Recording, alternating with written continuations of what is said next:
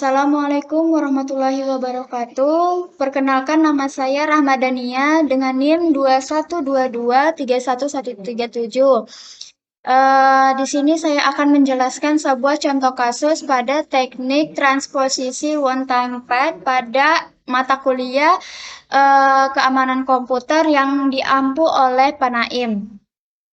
Baik, di sini saya akan menjelaskan contoh kasusnya. Langsung aja kita mengambil dari pembahasan dari algoritma one time pad tersebut. Nah, di sini kan sudah kita terlihat beberapa pembahasannya. Berikut ini kan ada proses enskripsi algoritma one time pad-nya yang dimana sebuah plain text ini berupa kampus dengan kata kunci Polgan dan plain text kampus. Nah, sini sudah terdapat key-nya, yaitu key ini adalah berupa kata kunci. Kata kunci yaitu langkah selanjutnya plain text dan kunci ini nanti akan diubah menjadi suatu angka yang sesuai dengan tabel yang telah diberikan dalam suatu enskripsinya. Contohnya di berikut ini yang ada di bawah. Di sini ada C1 sama dengan P1 ditambah K1 dikurang 2 kali 64 mod 26 ditambah 64. Nah, langsung aja di sini P1-nya ini adalah 75, sedangkan K1-nya ini adalah 80 dikurang hasilnya yang ini tidak dapat lagi dirubah, langsung aja 2 dikali 64 mod ditambah 26 ditambah 64. Jadi hasilnya di sini adalah 155 dikurang 128 dan moodnya adalah 26 ditambah 64. Jadi dari hasil 155 dikurang 128 ini adalah 27 mood 26 ditambah 64. Jadi hasilnya adalah 1 ditambah 64 C1 sama dengan 65. Jadi nilai 65-nya ini adalah nilai C yang tadi kita cari ini. Jadi nilai C ini adalah 65 huruf ciphertext dengan nilai 65 dari A. Kita akan lanjut ke selanjutnya. Lanjut lagi di bagian selanjutnya. Di sini sudah ada huruf ciphertext dari 75K. Langsung aja kita lanjut di bagian plain text dan kuncinya. Di sini kita akan merubah menjadi angka, yaitu berupa ciphertext yang sesuai dengan tabel yang telah kita lihat tadi. Nah, contohnya seperti kayak tadi, langsung aja di sini ada, kita mencari juga C1-nya. Jadi langsung aja kita memasukkan S1 ditambah K1 dikurang 2 kali 64 mod 26. Nah, di sini caranya sama. Dari 83 ini terdapat dari S1-nya, K1-nya dari 75 dikurang 2 dikali 64 mod 26 ditambah 64. Jadi hasilnya 158 dikurang 128. Jadi moodnya ini adalah 26 ditambah 64. Jadi hasil dari 30 ini adalah 156 dikurang 128. Jadi hasilnya 30. Dan sedangkan moodnya ini masih tetap sama seperti kayak tadi, 26 ditambah 64. Nanti setelah itu hasilnya ini kita akan nggak usah ditambah, langsung aja kita ambil dari angka belakangnya ini 64. Jadi dari hasil dari hasilnya ini yang mendekati perkalian berapa, yang hasilnya mendekati 30. Jadi di sini itu kita langsung masuk angka 4. Dari hasil yang tadi kita sebut cari itu masukkan angka 4 terus ditambahin 64. Jadi hasilnya adalah 68 dari hasil C-nya tersebut. Nah, langsung lanjut yang kedua. Di sini kita akan kita langsung masuk lagi di bagian C1-nya, kan tadi sudah 68. Jadi huruf ciphertext-nya ini dengan nilai 68-nya ini adalah D.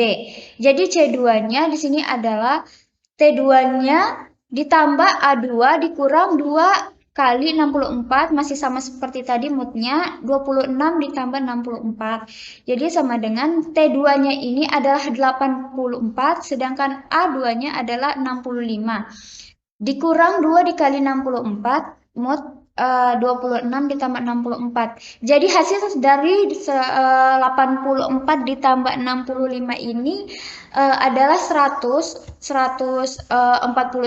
dikurang 128.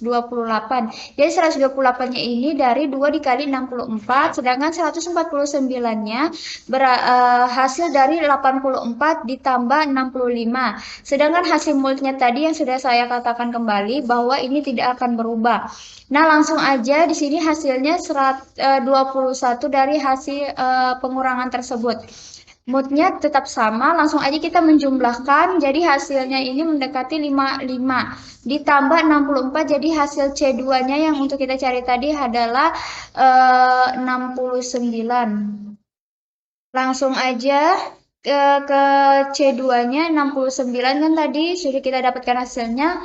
Huruf ciphertext yang tadi ini adalah 69 itu adalah nilai dari E. Dari C3-nya ini kita sama, nggak usah berubah, kita samakan aja seperti tadi, langsung aja kita menuju langkah selanjutnya. Nah, ini masih sama. Nah, sedangkan di sini kan, nah kalau yang ini masih sama seperti kayak tadi. Kita mempersamakan aja nanti.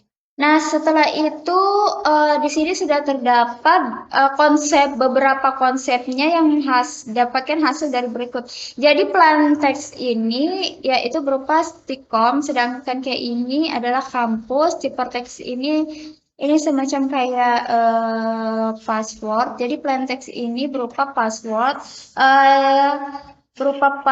berupa huruf atau huruf pesan yang ini bakal mudah dibobol oleh orang-orang.